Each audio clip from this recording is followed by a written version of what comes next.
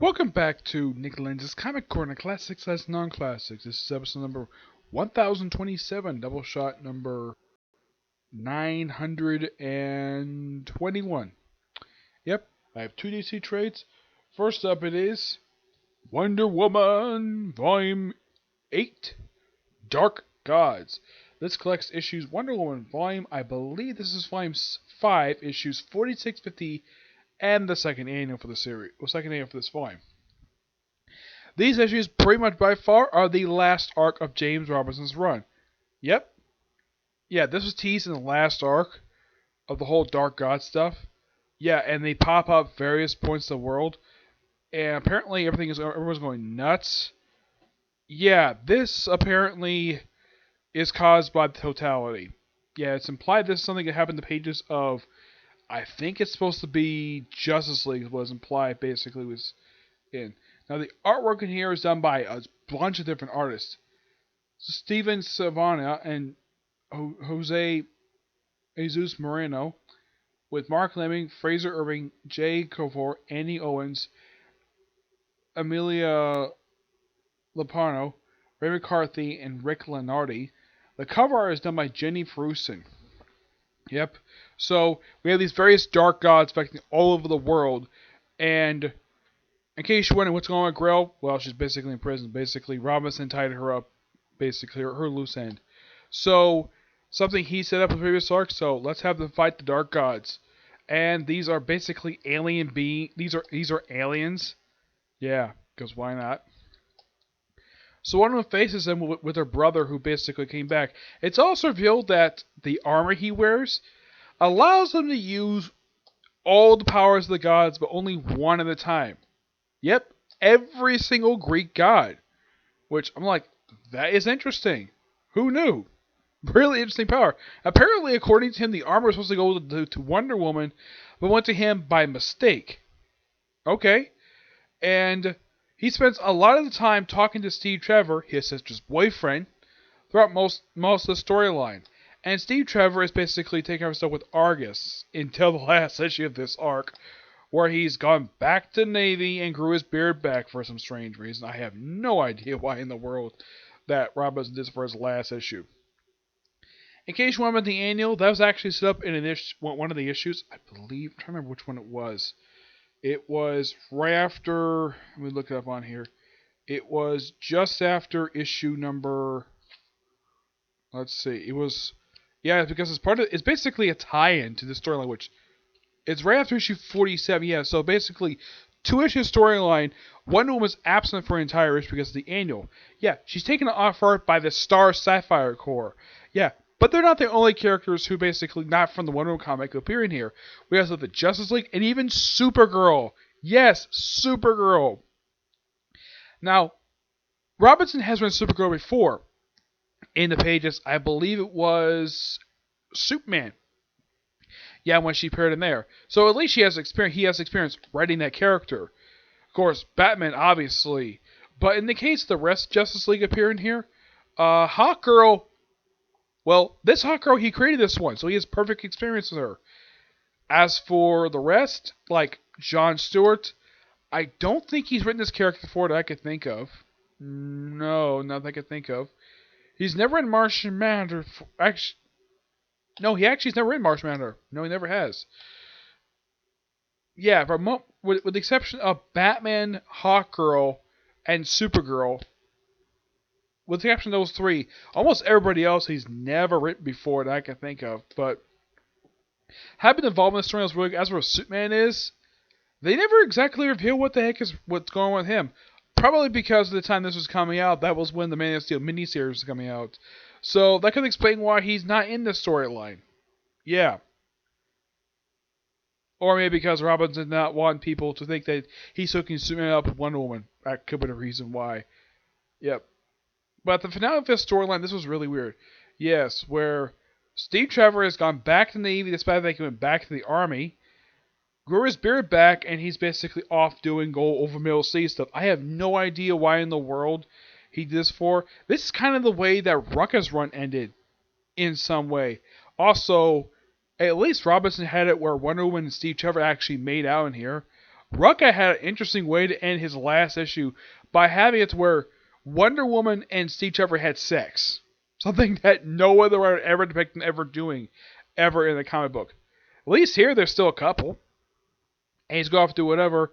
And my only guess is the reason why that he did that is because the writers that came after him had no plans for him at all. As far as I know, Steve Orlando took over right after these issues for a couple issues, and then G. Will Wilson took over, and she didn't feature Steve Trevor at all in his hero issues. And the only Wonder Woman villain that pops up in here is Cheetah. Yes, as far as I know, this is by far Cheetah's first appearance in the title since she joined the Legion of Doom in the pages of Justice League. And that's also the first time since the end of Rucka's run she's actually shown up. Yeah, she was absent for quite some time. They even have Veronica Cale pop up in here. Yes, Veronica Cale, a character who's created by Greg Rucka. But this overall is really good. Great storyline to end Robinson's run. Now, my final thoughts on this particular era for Wonder Woman under James Robinson. As far as I know, prior to this particular run, he had never written the Wonder Woman title before. Never. But I don't think he's ever written, as far as I know, I don't think he's ever written Wonder Woman before. But when I heard he was announced to be the writer of this particular series, taking over from the fill-in writer who did the Heart of the Amazon storyline, this of course was the regular writer after Rucka, Robinson's definitely a good choice, especially since he's a damn good writer.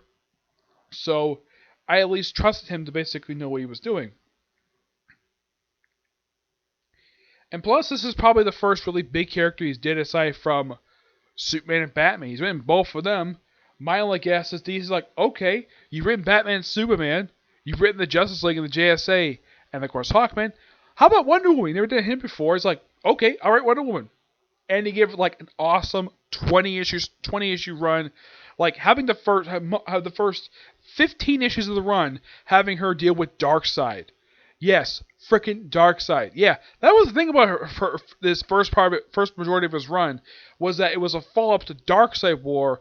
My only guess is Jeff Johns basically gave him a suggestion to do that. And at least the fact that the whole thing with Darkseid, that wasn't left alone because Darkseid's next appearance after that storyline was probably just Odyssey of all places. Yes. But in the case of this, Cheetah's only appearance lately has been the pages of Justice League. That's basically just of her appearances. But the whole thing with Dark Gods is that Jason made a deal with them, basically go with them and leave the Earth alone. Okay, fine. But at least Robinson didn't kill him off. That would have been stupid. Especially since he spent so much time developing this character. But my only guess is the reason why he wrote him off like this. Probably because he knew, with Steve Trevor, Steve Orlando, and G. Willow Wilson had no plans for this character at all. So basically he wrote him off to do whatever. But yeah, I'm going to give that book roughly a 9.5 out of 10. Really good. Now, on to a different book. This is Batman and Harley Quinn. Yes, this contains two miniseries, Batman and Harley Quinn chapters 1 through 7 and Harley Quinn and Batman chapters 1 through 5. Yes. Now, the first series, one series is done by, now, there are about 4 different writers. Ty Templeton writes the first one, which is Harley Quinn and Batman. That's the first one. He writes all 5 chapters. The following issues are written by each of a different writer. Yes, the one who writes the first series is Ty Templeton, the guy who wrote the original Batman Avengers comic books, which makes sense. The other writers in here are Jeff Parker, Amanda Durbert, and Matthew Don Smith. The artwork is done by Rick Burchant, who's basically one of the list writers in here. Luciano Venizo, Craig Rusev, Sandy Jarrell, David Hahn, and Dario Brisva. The cover art is done by Rick Burchant and Karen Smith, who's the colorist. The whole thing with these issues, it's focused on Harley Quinn. Yeah, that's basically what these... Now, the first miniseries is, the miniseries about Batman and Harley Quinn. That's a follow-up to this one. The first one is just basically Harley Quinn. The whole point of these miniseries is that it's a setup for the Batman and Harley Quinn film. I haven't seen it yet. No, I haven't. The last film I saw was just it came out about 3 years ago. Yep. And this set in the continuity of the Batman animated series, so we also have a little bit having Harley Quinn go back to the hot house, and her getting into a fight with with Poison Ivy because she thinks she's a henchwoman even though she really isn't. Then, of course, they have a henchman who's not really a plant. And we also have Catwoman shows up in here because why not? Though I should point out, though, in the case of these characters, Catwoman, if you notice in the cover, Catwoman looks a little different than she did previously in the series, where her skin is gray and she's wearing this like all black costume. And you probably also notice Poison Ivy is green. Yeah, that was something new Anime Adventures did. Yeah, nothing new with the. Yeah, this was basically had a redesign for all the characters. The only characters who did not suffer redesign, Harley Quinn was one of them. She did not get redesigned like the other characters did. I think the only character to get like a redesign I could think of was Killer Croc. Excuse me, where in the original Batman Anime Adventures he had gray skin, and in the new Batman Adventures they basically changed skin back to green. It's fine, and it just basically Harley Quinn, just a little adventure with her, and I should point out Robin does not appear in these issues at all. As for where the heck he is, the book doesn't bother to explain. Now the Robin in the Batman Animated Series, now there's no Jason Todd in the series. Basically, they skipped over him. Yep. They basically gave Tim Drake Jason Todd's backstory in the series for some reason. I have no idea. Well, probably because they want to have Robin get killed off in the Batman Animated Series like it did in the comics. Yep. Now, the other series, Batman Harley Quinn, that's a series of one-shot stories. Like, it was a two-parter dealing with Harley Quinn meeting the Suicide Squad, which is consisted of, get this, in this universe of Rick Flag, Captain Boomerang, Deadshot, and Killer Croc. Well, that's this lamp. The original lamp is a completely different one. Yep. And Deadshot's not wearing his mask for some reason in this storyline. I have no idea why. I especially love this image of, they have in here, of Batman Poison Ivy on the rooftop. It's kind of similar to that where you see, this is a frequent homage image of basically Batman side by side with somebody on a rooftop. But basically, he wants Poison Ivy to change. Now, Harley Quinn in the second miniseries, she really is trying to go straight. She's legitimately trying to go straight. She's trying to give up her wave of crime. In case you're wondering, does the Joker show up in here? Yes, for like briefly.